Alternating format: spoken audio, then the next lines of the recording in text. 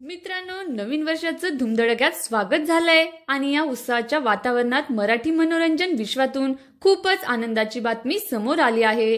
टेलिव्हिजनवरील लोकप्रिय अभिनेत्री सरिता मेहेंदळेने वर्षाच्या पहिल्याच दिवशी गोंडस मुलाला जन्म दिलाय।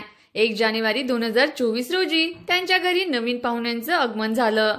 तिने ही आनंदाची बातमी इंस्टाग्रामवर पोस्ट शेअर करत आपल्या फॅन्सना दिली।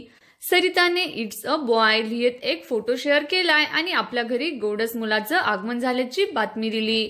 या सोबतच तिने मुलाची जन्मतारीख लिहिलीये आणि आपल्या फॅन्सना हॅपी न्यू इयर विश सुद्धा केलंय। सरिता आणि तिचे पती सौरभ जोशी खूप आनंदात आहे। लग्नानंतर 5 वर्षांनी त्यांनी ही गुड न्यूज दिली। सरिताच्या पोस्टवर अनेक चाहत्यांनी कमेंट्स करत तिला खूप साऱ्या शुभेच्छा दिल्यात। सरिता मेहेंदळे ही मराठीची खूपच लोकप्रिय अभिनेत्री आहे। तिचे असंख्य फॅन्स सुद्धा आहेत। तिने अनेक मालिका आणि नाटकांमध्ये उत्तम भूमिका साकारल्या आहेत। कन्यादान, सरस्वती, भागो मोहन प्यारे या मालिकेमध्ये तिने काम केलंय।